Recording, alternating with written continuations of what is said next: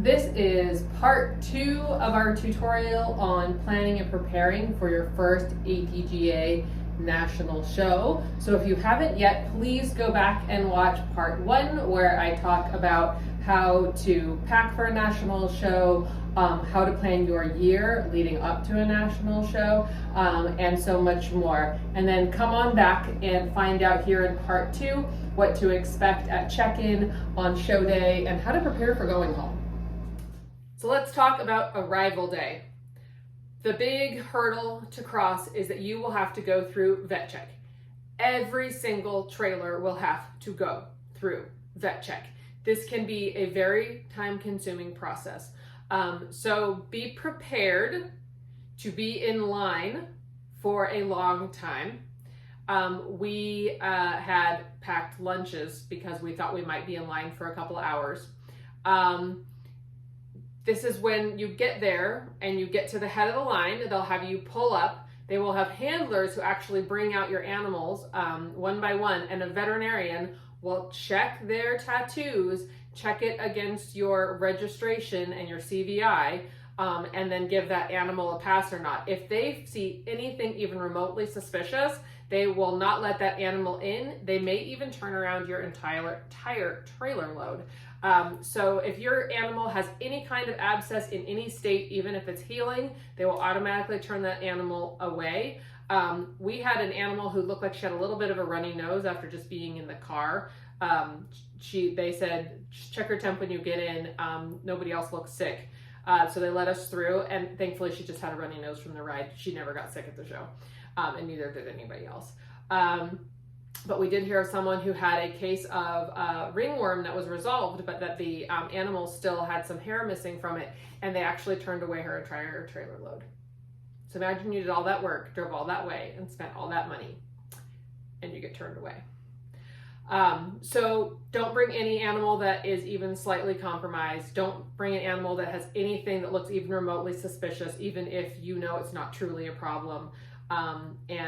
Just bring animals in their best condition and leave everybody else at home. Okay, so let's talk about during the show itself. Plan some way to get your animals from your pens, which are probably going to be in a barn way far away from the rings, over to the show. So if you have adult does, that's pretty easy. You can probably walk them on a leash, have some extra leashes and just walk them all over there. If you have small kids, you might need to come up with another solution. I have seen people put a huge crate onto a trolley, put all the babies in the crate, and trolley that on over to the show, or plan to have extra people to help you. Now, once you get actually to the ring, you need a way to pen them up ringside. But biosecurity gets to be a really big challenge here. So some people I saw would put down a tarp and have their goats all standing on a tarp and then tie them up to the walls so that they were not actually standing in anything or nose to nose with any other goats.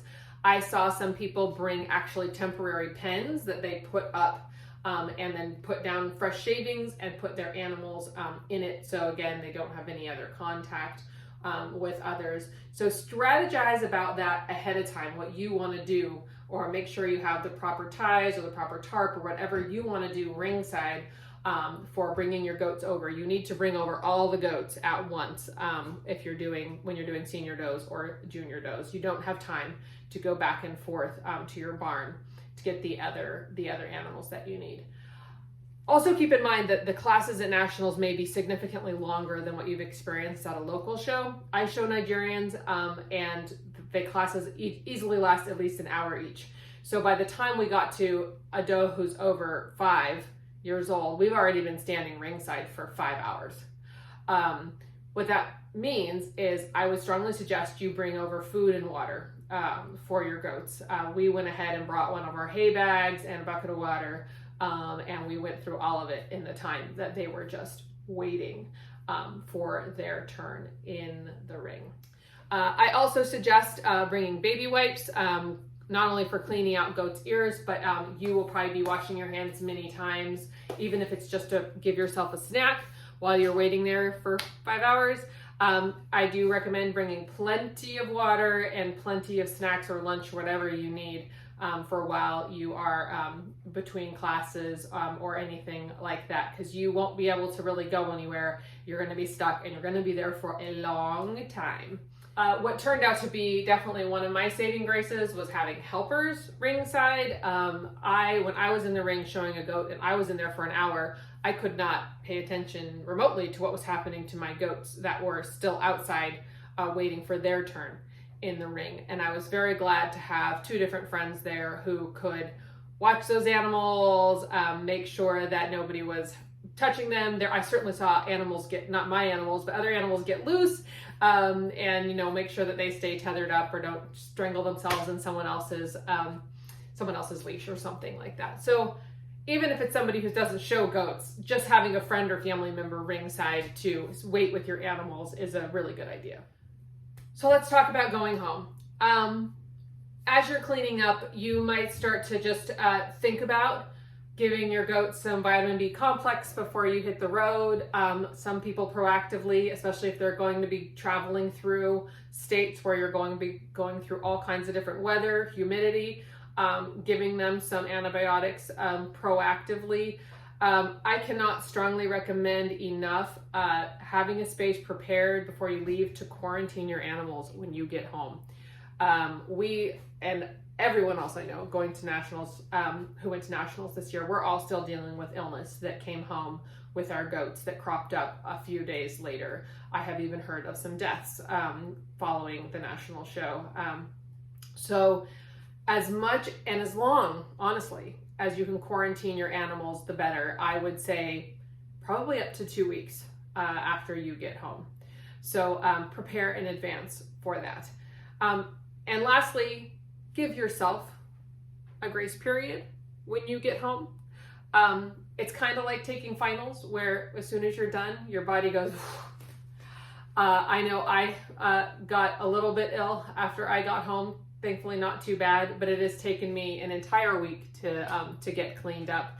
And I know a lot of other people who got very sick after they got home from nationals. So don't plan another show right away. Definitely not. And don't plan to be right back to work or going on a trip with your family. Give yourself a little grace period. Just expect that you're going to be pretty run down when you get home from the show. Well, I hope you learned something. I hope you're excited about possibly going to nationals in the future. I had a really fun time. My goats did great. I met really cool people I'd only ever talked to online before. I saw beautiful animals. It was just a really, really fun experience. And so if you are thinking about it, I encourage you, get over the fear. I understand. Get over the fear and do it anyway. I think you're going to have a great time. Twin Pair tutorials are user-supported content. I do these for the benefit of other people who are getting into goats, love goats, want to do more with goats, take their herd to the next level. So if you benefited from this tutorial, please consider joining us on Patreon and share this video with anyone you think would benefit.